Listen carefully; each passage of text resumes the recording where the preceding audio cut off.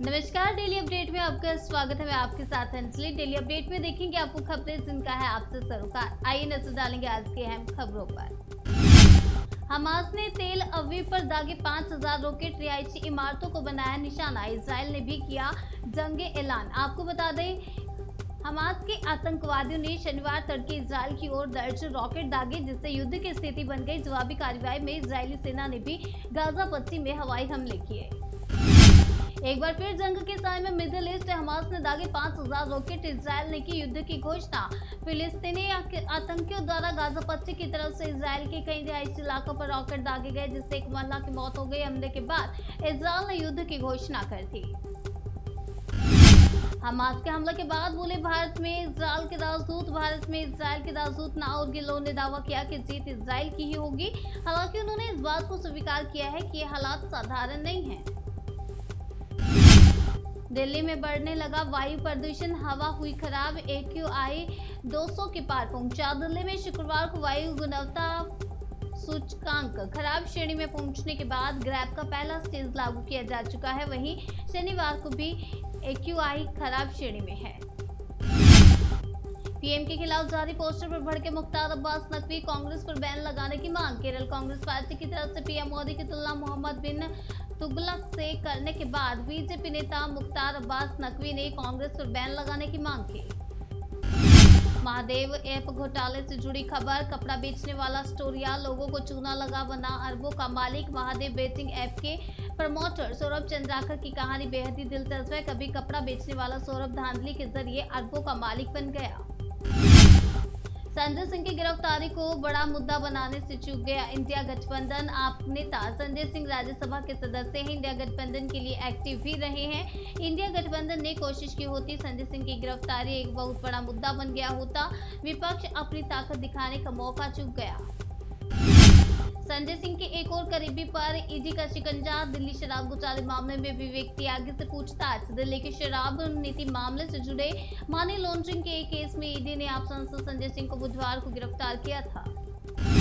खेलते समय 5 साल की बच्ची को उठा ले गया 60 साल का आरोपी। रेप करने के बाद खुद लगा ली फांसी। यूपी के बरेली में 5 साल की बच्ची से 60 साल के आरोपी ने रेप किया, जिसके बाद पेड़ से लटक कर सुसाइड कर लिया। पुलिस का कहना है कि आरोपी बच्ची को खेलते समय उठा कर ले गया था। इसके बाद कार्रवाई के डर से फांसी लगा ली। फिलहाल पुलिस मामले की जाँच में जुटी है।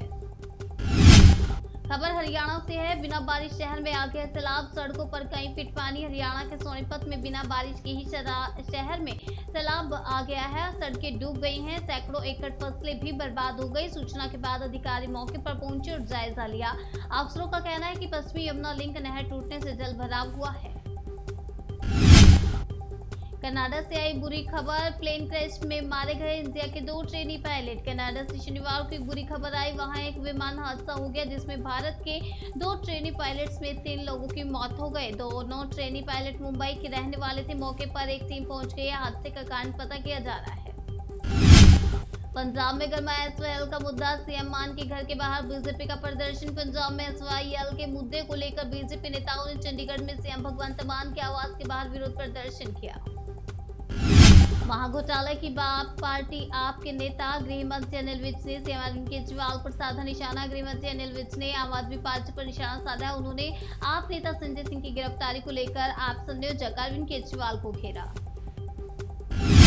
कबड्डी में गोल्ड के साथ भारत ने रचा इतिहास। हासिल किए 100 पदक। पीएम मोदी ने दी बधाई। चीन में चल रहे एशियन गेम्स में भारत के पदकों की संख्या 100 हो गई है, जिसके चलते पीएम नरेंद्र मोदी ने देशवासियों और खिलाड़ियों को बधाई दी। मंदिर में पुजारी के विवाद पर अधिकारियों के सामने चली गोलियां। 5 गंभीर रूप से घायल। टीकमगढ़ जिले में मंदिर मामले के विवाद को लेकर दिन दिहाड़े पुलिस और प्रशासन की मौजूदगी में गोलियां तड़तड़ाने लगी। इस गोलीबारी में 5 लोग गंभीर रूप से घायल हो गए।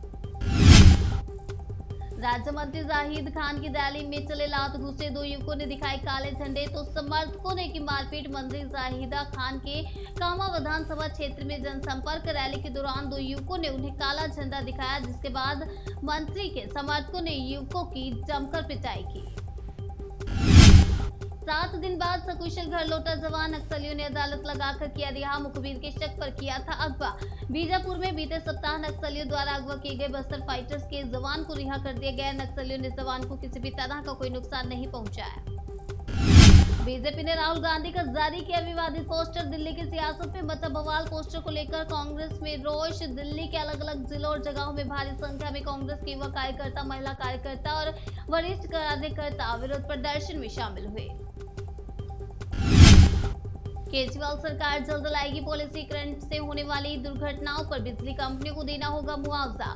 दिल्ली में करंट से होने वाली दुर्घटनाओं को लेकर कोई स्पष्ट नीति नहीं होने से अगर कोई घायल हो जाता है तो बिजली कंपनियां पीड़ित या परिवार को वित्तीय सहायता देने के लिए बाध्य नहीं होती हैं। हमास ने किया कई इजरायली सैनिकों को बंदी बनाने का दावा। हमास के अल कासम ब्रिगेड ने अपने ऑपरेशन अल अक्सा फ्लड के दौरान कई इजरायली सैनिकों को पकड़ने का दावा किया। उसने अपने सोशल मीडिया अकाउंट पर ऐसे वीडियो साझा किए जिनमें कहा गया है कि इजरायली बंदियों को गाजा में जिंदा ले जाया गया।